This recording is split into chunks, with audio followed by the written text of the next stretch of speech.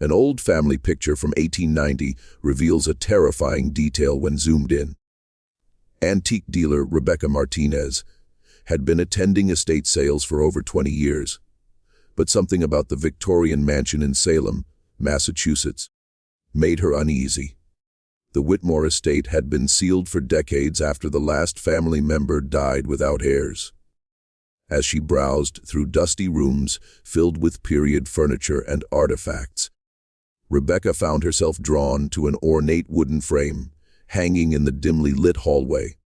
The photograph inside was typical of late 19th century family portraits.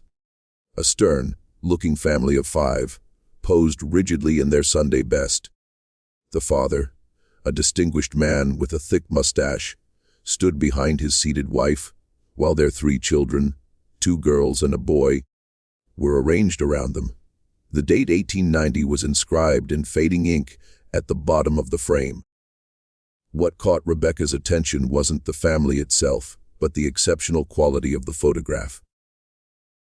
Most images from 1890 were grainy and unclear, but this one showed remarkable detail in the clothing, furniture, and even the wallpaper behind the family. She noticed the children's expression seemed unusually tense for a formal portrait, their eyes wide, with what looked like barely concealed fear. Rebecca purchased the photograph, along with several other items, intrigued by its unusual clarity and the story it might tell. Little did she know that this seemingly innocent family portrait would soon reveal a secret that had been hidden for over 130 years. Back in her Boston antique shop, Rebecca decided to clean and restore the photograph before putting it up for sale. As she carefully removed it from its frame, she noticed the image was printed on unusually thick photographic paper for the era. Using a high-powered magnifying glass to assess its condition, she began examining the details more closely. The first thing that struck her as odd was the positioning of the family members. While formal Victorian portraits typically showed subjects sitting perfectly still due to long exposure times, this family seemed to be captured in a moment of subtle movement. The mother's hand was slightly blurred, as if she had been trembling, and the youngest child's eyes were looking off to the side, rather than at the camera. But it was when Rebecca focused on the background that she noticed something truly disturbing. In the ornate mirror, hanging on the wall, behind the family, she could see a reflection that didn't match what was in the room. Instead of showing the photographer or the camera equipment, the mirror revealed what appeared to be several shadowy figures standing behind where the photographer should have been. Rebecca adjusted her magnifying glass and looked closer. The figures in the mirror were dressed in dark clothing and appeared to be holding what looked like restraints or ropes. Her hands began to shake as she realized this might not be a willing family portrait at all. She immediately called her friend Dr. James Harrison, a historian specializing in 19th century photography at Harvard University. Dr. Harrison arrived at Rebecca's shop the next morning, skeptical but curious about her claims. As he examined the photograph under professional, grade equipment, his expression grew increasingly serious. "This photograph is definitely from 1890, he confirmed, but the circumstances surrounding it are highly unusual. The quality suggests it was taken by a professional photographer with access to the best equipment of the era." His examination revealed additional disturbing details. The children's clothing, while expensive, showed signs of being hastily put on. Buttons were misaligned, and the youngest girl's dress was wrinkled, as if she had been dressed by someone else. More troubling were the barely visible marks on the father's wrists, which appeared to be rope burns or restraint marks. Dr. Harrison began researching the Whitmore family history. Records showed that Edmund Whitmore was a wealthy textile manufacturer who had built his fortune during the Industrial Revolution. His wife, Catherine, came from an established Boston family. They had 3 children: Margaret, 14, William, 12, and little Emma, 8. The family had lived in the Salem mansion since 1885. What Dr. Harrison discovered next sent chills down his spine. According to newspaper records from October 1890, the entire Whitmore family had vanished without a trace. Their disappearance had been front-page news in Boston papers for weeks. The house had been found unlocked with no signs of struggle, as if the family had simply walked away from their lives. No bodies were ever found. No ransom notes were received, and no witnesses came forward. The case had remained one of Massachusetts' most enduring mysteries. Armed with this new information, Dr. Harrison contacted Detective Sarah Chen, a cold case specialist with the Massachusetts State Police who had worked on several historical crime investigations. When Sarah saw the photograph and heard the story, she immediately agreed to open an unofficial investigation into the Whitmore disappearance. Sarah's first step was to have the photograph analyzed by forensic experts using modern digital enhancement technology. The results were more disturbing than anyone had anticipated. Computer analysis revealed that the figures in the mirror weren't photographic artifacts or reflections of furniture. They were definitely human forms, and they appeared to be restraining or threatening someone just outside the camera's view. Even more chilling was the discovery of what appeared to be a message hidden in the photograph. Using advanced imaging techniques, investigators found faint scratches in the wooden frame of the mirror that spelled out, "Help us." When viewed under the right lighting conditions, the scratches appeared to have been made deliberately, as if someone had tried to leave a coded message. The forensic team also discovered that the photograph showed evidence of having been taken quickly, possibly under duress. Unlike typical Victorian portraits that required subjects to remain motionless for several seconds, this image captured micro-expressions and involuntary movements that suggested the family was under extreme stress.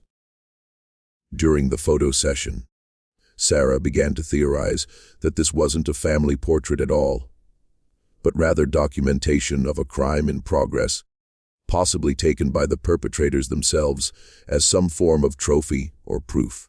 Sarah's investigation led her to examine court records and business documents from the 1890s. What she discovered painted a disturbing picture of Edmund Whitmore's final months.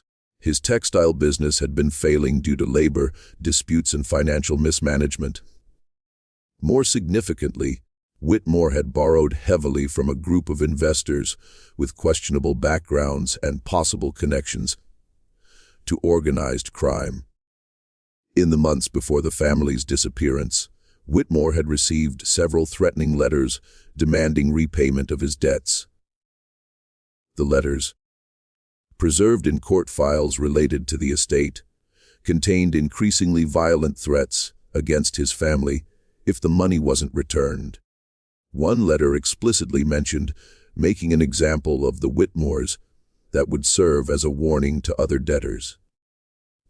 Sarah also discovered that a professional photographer named Marcus Crane had been hired to document foreclosure proceedings at various properties around Massachusetts. During this period, Crane's work was often used by debt collectors to inventory valuable assets before seizure. More disturbing was the discovery that Crane had disappeared from Boston in late 1890, around the same time as the Whitmore family. The pieces of the puzzle were beginning to form a horrifying picture. The photograph appeared to be documentation of the family being held captive, possibly taken to prove to other debtors that the threats were real. The exceptional quality in Virginia and professional nature of the photograph supported the theory that it was taken by Marcus Crane under duress, possibly as part of his cooperation with the criminal organization. Sarah's research into Marcus Crane revealed a tragic story of a man caught between his artistic integrity and criminal coercion. Crane had been one of Boston's most respected photographers, known for his technical innovation and artistic vision. However, financial difficulties had forced him to take increasingly questionable assignments to support his family. Court documents revealed that Crane had been arrested several times in 1889 for debt-related offenses and had been known to associate with criminal elements who used his photography skills for intimidation and documentation purposes. Letters found in the Massachusetts Historical Society's archives, written by Crane's wife to her sister, described her husband's growing fear and desperation as he became more deeply involved with dangerous people. The final letter from Mrs. Crane, dated just days before her husband's disappearance, was particularly revealing.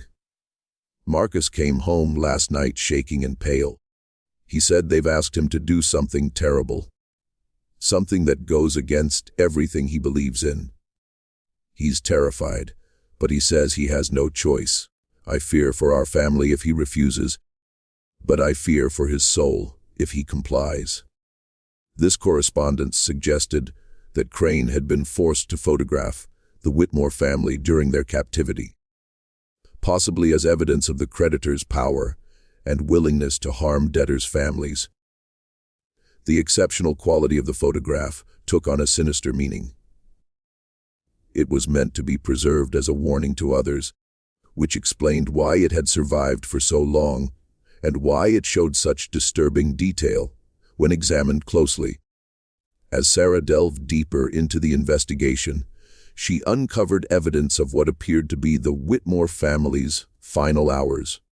Property records showed that the Salem mansion had been visited by several unknown individuals in the days leading up to the family's disappearance. Neighbors had reported seeing carriages arriving at odd hours and hearing sounds of distress from the house. A breakthrough came when Sarah discovered a hidden compartment in the mansion's basement during a search with modern equipment.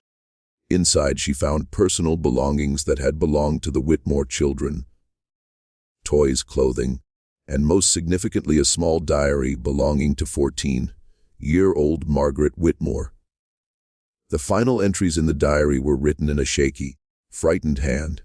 Margaret's diary entries from October 1890 told a horrifying story. Strange men had been visiting the house, threatening her father and demanding money he didn't have. The family had been living in fear for weeks, with the children forbidden to leave the house or speak to neighbors. Margaret wrote about her father's increasing desperation and her mother's constant tears. The final entry, dated the day the photograph was taken, was barely legible. They came back today with a cameraman. Papa is crying.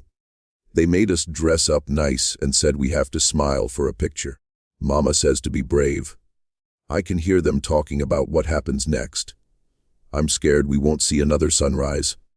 If anyone finds this, please remember us as we were, not as they want us to look. This diary entry confirmed Sarah's worst fears about had been taken as documentation of the family's final moments before they were murdered as an example to other debtors. Sarah's investigation expanded to uncover what appeared to be an organized network of debt collection that operated through intimidation, violence, and murder. The Whitmore case was not isolated. Records showed that several other wealthy families who had defaulted on loans to the same creditors had also disappeared under mysterious circumstances during the 1880s and 1890s. Working with historians and genealogists, Sarah identified at least 6 other families who had vanished after borrowing money from the same network of investors. In each case, the disappearances followed a similar pattern: increasing threats, isolation of the family, and then complete disappearance without a trace. Most disturbing was the discovery that some of these families' former homes had also contained hidden photographs and personal belongings. suggesting a systematic approach to eliminating witnesses. The criminal organization appeared to be led by a group of wealthy businessmen who used legitimate businesses as fronts for loan sharking and extortion. They employed photographers, lawyers, and other professionals to document their activities and provide a veneer of legitimacy to their operations. When debtors couldn't pay, the entire family was eliminated to send a message to others. Sarah realized that the Whitmore photograph was evidence of one of the most sophisticated and brutal criminal enterprises in 19th century New England. The organization had operated for decades using fear and violence to control a network of debtors, with the Whitmore family becoming one of their most tragic victims. The exceptional quality of the photograph now made complete sense. It was meant to be preserved as a permanent record of the organization's power and ruthlessness. Even though the crimes had occurred over 130 years ago, Sarah felt compelled to give the Whitmore family the dignity of having their story told and their fate acknowledged. Working with the district attorney's office, she prepared a comprehensive report documenting the evidence of the family's murder and the criminal organization responsible. The investigation revealed that members of the criminal network had continued operating well into the 20th century, with some of their descendants becoming prominent members of Boston society. While no criminal charges could be filed due to the passage of time, the exposure of their ancestors' crimes created significant scandal and led to several families quietly making substantial donations to victims' rights organizations. Sarah also worked with the Massachusetts Historical Society to ensure that the Whitmore family's story was properly documented and preserved. Margaret's diary was donated to the Society's archives along with the photograph and all evidence uncovered during the investigation. A memorial service was held for the Whitmore family, attended by distant relatives who had never known the true circumstances of their ancestors' disappearance. The photograph that had started as a curiosity in an antique shop had become crucial evidence in solving one of Massachusetts' oldest cold cases. Rebecca Martinez donated the photograph to the Historical Society, stating that she could never have lived with herself knowing the family's story and keeping it for profit. Dr. Harrison published a comprehensive academic paper about the case, which became required reading in criminology and history courses focused on organized crime in America. The Whitmore case became a landmark example of how modern technology could solve historical crimes and bring closure to families who had suffered for generations without knowing their loved one's fate. The photograph, once a source of curiosity and then horror, became a powerful symbol of the importance of preserving evidence and never giving up on seeking justice. Sarah's investigation had broader implications for historical crime research. The techniques used to analyze the Whitmore photograph were applied to other mysterious disappearances from the era, leading to the solution of several additional cold cases. The Massachusetts State Police established a dedicated cold case unit focused on historical crimes with Sarah as its director. Rebecca Martinez used her experience with the Whitmore photograph to become an advocate for ethical practices in the antique trade, establishing protocols for handling potentially significant historical artifacts. She worked with law enforcement and historians to ensure that items with possible criminal connections were properly investigated, rather than simply sold as curiosities. The story of the Whitmore family photograph served as a reminder that behind every historical artifact lies a human story. And sometimes those stories demand justice, even across the centuries. The terrifying detail revealed when the 1890 photograph was zoomed in. The evidence of a family's final moments had finally allowed their voices to be heard and their tragedy to be acknowledged. Margaret Whitmore's final diary entry had asked that the family be remembered as we were, not as they want us to look. Thanks to the courage of those who refused to let their story remain hidden, the Whitmore family was finally remembered, not as victims frozen in a moment of terror, but as a loving family whose lives were cut short by greed and violence, and whose memory deserved to be honored and preserved for future generations.